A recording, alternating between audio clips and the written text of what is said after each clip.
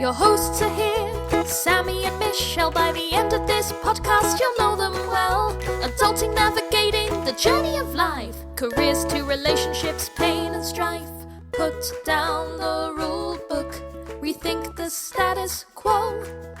If there's another direction you wanna go, find purpose, passion and mastery in all that you do with Status Post Adulting. Hey, Status Post Adulting fam! This is Sammie and Michelle, and you're listening to the 52nd episode of Status Post Adulting, where we're going to be talking about systems versus goals. But first, let me check in with my co-host Michelle. How are you doing, Michelle? I'm good, Sammie. Did a great exercise cycling class with you this morning, and I feel like I pushed myself a little bit harder because our instructor is legit 9 months pregnant. Like, she is very pregnant. Super pregnant. And just seeing her there cycling, I was like picturing her little baby fetus cycling as well, and I was like, I need to give it my all. I gotta support this woman who is showing up here when, I'm not even carrying a person with me. So, yeah, it was a good class. I did also find her very inspiring, Michelle. And what about you? How are you doing today, Sammie? I'm doing good. I just saw a funny sight downstairs. Oh, what? So our dad is putting up away the Christmas tree, and he was very proud of himself for putting away the Christmas tree. Yeah, that's great. He's like, your mom's going to be happy. And then I look over at the tree in the box. Oh, no. I can't even tell you. Let's just say it went wrong. How could you even do it wrong? How about you walk through the steps of putting away Christmas tree, and then I'll let you know where it was incorrect. Okay, let me think. Well, I guess first you take the ornaments off the tree. Okay, stop there. And in an ideal world, you would put them in a box. No, literally rewind. Oh, no.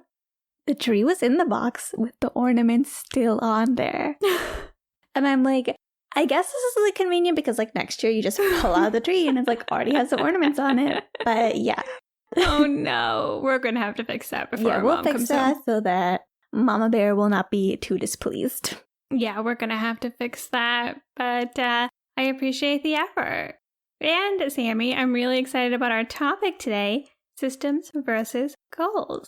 Me too, Michelle. I literally love this topic. I know I say that for a lot of topics, but I really do love this topic because systems versus goals really changed my whole mindset towards forming habits. And so I'm super excited that we're talking about it today. I agree, Sammie. This breakdown of systems versus goals really helped me reframe the goals that I was setting. And hopefully this timing works out well for people. If you're listening to this when we're recording it, it's a little bit past January 1st. Maybe your New Year's resolutions aren't going the way that you're planning. Maybe they are. More power to you. Or maybe you just want to put in new goals. And I think this is a really great way to help evaluate the things that you've been doing and take it to the next level. So Michelle and I first heard about systems versus goals in James Clear's book, Atomic Habits, which we have talked about previously on the podcast. We're literally obsessed with this book. You could read it every week and it would still be useful to you because it is filled with so much information. But in his book, he talks about how Scott Adams, the cartoonist who created Dilbert, talks about the difference between systems versus goals. Exactly, Sammie. James Clear puts together really good definitions for goals and systems. Goals are about the results that you want to achieve. I want to lose 10 pounds. I want to get promoted. I want to learn German. Systems are about the process or the steps that you take, the habits that you put in place that lead to those results. Exactly, Michelle. And James Clear gives a really good example in his book. He talks about setting a goal of having a clean room. You could set that goal and be like, okay, I'm going to clean my room right now. And you could clean up your whole room. But we all know that if you don't have a system in place to help keep your room clean, that room is going to be messy again tomorrow. For example, part of the system might be having a place for every item. That means not hoarding a ton of items. Another system could be every time you change your clothes, you put them away or put them in the laundry basket. Every time you wash your face, you wipe around the sink, all the extra water. not to get particular. It's a great example for you, Sammie, because you probably have the best systems in place because you always keep a clean and tidy area. I could be better, but thank you. But yes, having those systems in place make it so that having a clean room is natural rather than something that you do once a week or something where you have to tidy out your whole room and fix everything. It's better to actually have like little systems in place that prevent your room from getting messy in the first place. Exactly, Sammie. To extend that example, once you clean your room, you've achieved your goal. It's done. So the question is, do you just do it again? Like, what do you do once you've accomplished your goal? And so I think that's one of the issues that James Clear highlights with goals is that once you achieve your goal, you're kind of done. And so a lot of times the things that we want to move towards and the changes we want to make in our life are more about changing who we are and the habits that we have and less about hitting arbitrary goals. That's so true, Michelle. Goals can be short-lived or sometimes they can be in the future, but I think systems are so much more valuable. And James Clear really points that out with one of my favorite quotes. I think in 2020, this was my favorite quote. And that is that winners and losers have the same goals. And when Sammie says this is her favorite quote, I remember years ago when we lived together, she had printed it out and stuck it on the wall. And at that time, I didn't know it was from Atomic Habits, but she was that inspired by it. It's true, Michelle. It didn't look super cute because I'm not really aesthetically inclined, but I did print out that quote and I did put it on the wall because it's so true. Everybody has a goal to eat healthy. Everybody has a goal to exercise. You hear people talk about it all the time. And when we think about people who are achieving their goals, a lot of times we're like, oh, those people, they're high achievers because they set high goals for themselves. And it's like, no, actually, we all have the same freaking goals. The difference is the system. The difference is the process that that person has in place. Exactly, Sammie. If you think about two people that are running a race, both of them have the goal to win the race. But it's what each person has done to prepare for this race, their systems, that's actually going to make the difference at the end. And I'll say, Sammie, personally, I think exercise is such a good example for this. When I was doing yoga at my work, we had yoga class once a week, and our yoga teacher would always do inversions and have us practice headstands if we wanted to. And I honestly didn't care that much about doing a headstand. Like, I thought it'd be cool, but I wasn't one of those people where I was really gung-ho to get to that point. But I always told myself that I would try. And then one day, I was lifting my feet up, and my teacher was spotting me, and I actually did it. And I think that's a great example of just putting in the practice and putting in the work every week. Ended up making a huge difference that I didn't even realize. I was building my core, I was practicing my form, and eventually I was able to hit that goal. At the same time, I can sit and dream all day about getting a headstand, but if I'm not moving myself towards that, chances are it's not going to happen. Exactly, Michelle. You didn't necessarily have the goal of doing a headstand, but you had the system in place of doing yoga every week, and before you know it, you were doing a headstand. Exactly. You know what it reminds me of, Michelle? What? Orgasms. Oh my Jesus. Orgasms. If you have a goal in mind of having an orgasm, it actually makes it harder to have an orgasm. You are right, Sammie. I have heard that before. Yes. And I talk to my patients about this too, because sometimes they're having trouble, like they didn't have an orgasm, and then they're so fixated on why aren't they having an orgasm? And that makes it like psychologically even harder to have an orgasm the next time. Yeah, you're right. I mean, you have to have the right systems in place. You have to be doing the right things, and that's more likely to get you to your goal. Some systems would be like being present in the moment, focusing on the sensations that you're experiencing, positive and negative sensations. Just because one of you hits your goal doesn't mean you can't work and make sure that both of you hit your goal. Doesn't mean you gotta stop there once you hit your goal. If you want to keep on hitting that goal, you can keep on hitting that goal. That's exactly right, Michelle. And if you're doing all the right things, and if your systems aren't going well, you can make little adjustments, turn left instead of right, whatever you need to do to make it work. Focus on different things. It's so true, Michelle. And I think that's a great example where the system is actually more important than the goal. Yes, the goal is great. Yes, the goal is wonderful, but the system is just as equally as important as the goal. Amen. Another one I always think of is eating healthy. I always hear people saying, oh, I want to eat healthy this year. Or like a patient will be diagnosed with like diabetes, and then they'll be told, eat healthier. And the goal is eat healthy. And it's like the vaguest goal with no implication of what those systems are. And I think that makes it so hard to reach because we all have a different definition of what eating healthy is. For one person, that might just mean eating healthy is eating unprocessed foods. For another person, eating healthy may mean not eating over 24 grams of sugar a day. For another person, it may be completely eliminating carbs. For another person, it could be a calorie-based goal. So I think when you have a goal of eating healthy, it's really important to put a system in place. Like for me and for you, because we have diabetic tendencies. Same goal. Same goal. Same goal. Don't become diabetic. One of my systems is to not eat over 24 grams of sugar a day. I use MyFitnessPal to help me track my calories and my sugar intake. I don't always do that, but I do it enough that I know about how much sugar I'm going to be taking in every day. Another thing I do is I simply cut out desserts. For me, it's way, way easier to tell myself, hey, this girl doesn't eat desserts. Even about 4 months ago, I tried to be like, hey, you know what? I'm doing pretty good with the sugar. Let me just kind of feel it out and see what I want to eat every day. No, this was terrible. I got on the desserts train fast and hard. Next thing you know, I'm pounding freaking chocolates every day. So it was just much easier for me now to be like, hey, I don't eat sugar. Someone offers me a piece of cheesecake, no one in particular. I say no. I don't eat cheesecake. Someone offers me chocolates. I don't eat chocolates. I just don't eat those things. And so pretty simple choice. I don't eat desserts. Helps me avoid eating sugar every day.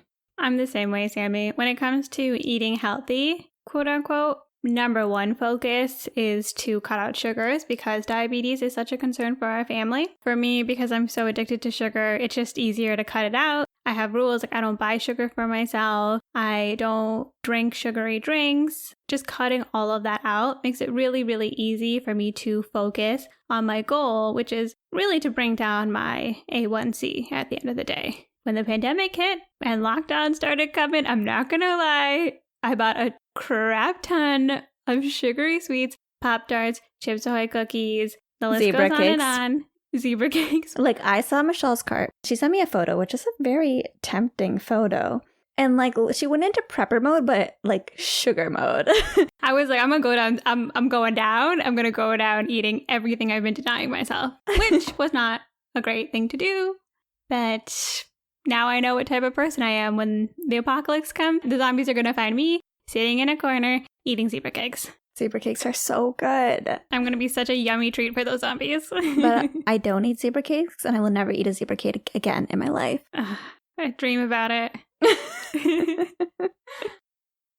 But Sammie, I think that's definitely a great example. Anytime you're trying to do something like a crash diet or trying to control, say, something like you're eating for a limited period of time, it ends up a lot of times not translating into hitting what your final end goal is, because once you're done with your 30 days of eating healthy, a lot of times you're just going to slide back because you don't have the systems in place to keep going and you haven't changed your actual lifestyle.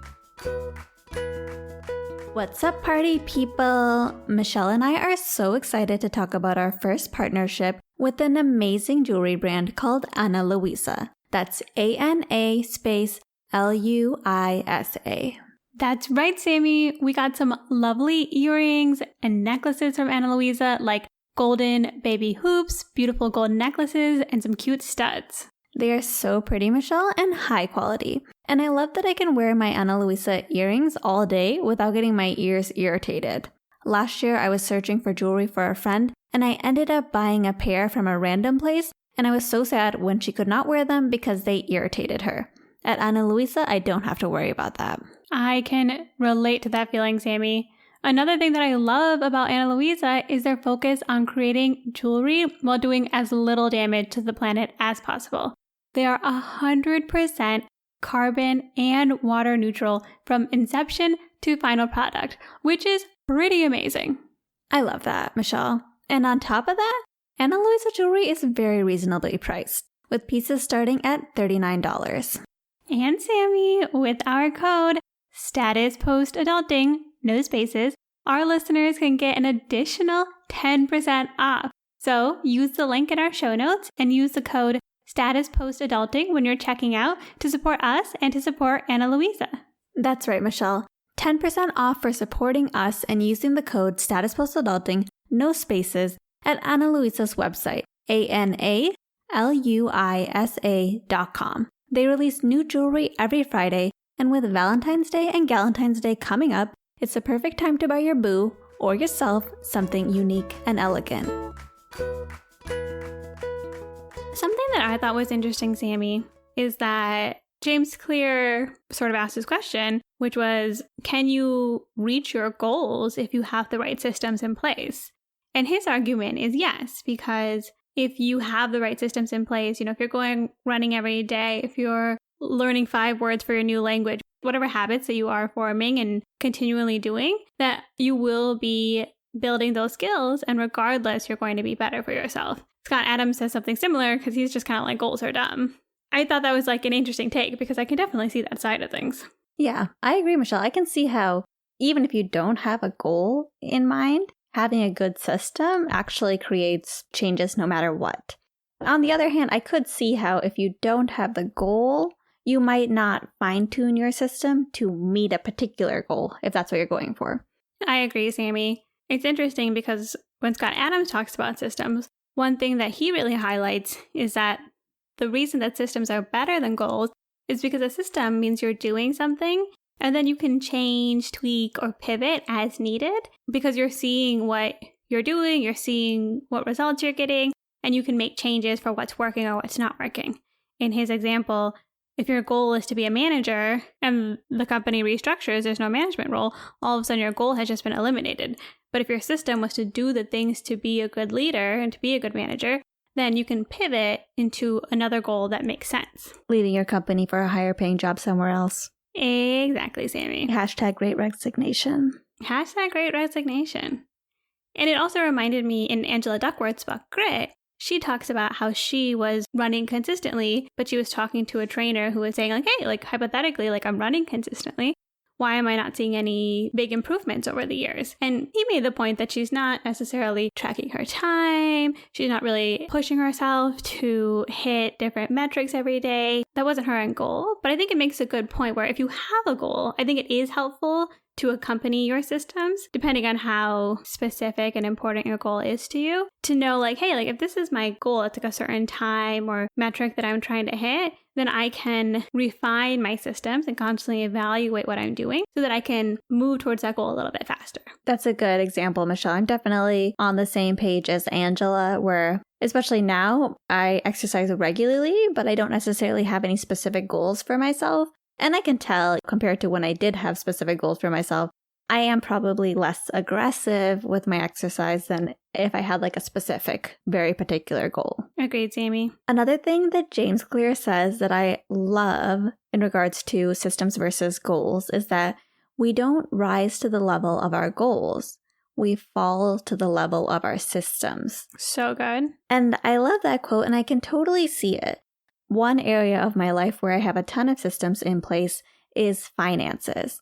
Like I mentioned in a previous episode, I have my direct deposit from my paycheck go directly into savings and checkings accounts, multiple different savings accounts. So there's an automated savings there. And then also for my checking account, every payday, I'll look at my checking account balance, and anything that's over $5,000, I'll immediately just invest that in a low-cost index fund. I do this pretty regularly. The payday thing is fun for me, so I don't usually forget to do it. But in September of this year, some of my other systems started to fall, like some of my other systems which are more active, like tracking my spending was a little bit weaker in September, October time period, and I was spending more money. And I was really worried when I was calculating my savings rate this year. Check out our episode on calculating savings rates because there's tons of ways to do them. But I was really worried when I was calculating my savings rate this year that it would be less than 50%. My goal is to have a savings rate of over 50%. And I was going through my finances and I'm like, you know what? I invested $24,000 this year. I did not mean to invest $24,000. I didn't have that goal. And this is outside of my like tax advantage accounts like Roth IRA and pre-tax accounts. So I felt really good because I had these systems in place, which like automatically save and invest a ton of money for me. And when I did my savings rate calculation for the year, I did have a savings rate of over 50%. It was 51.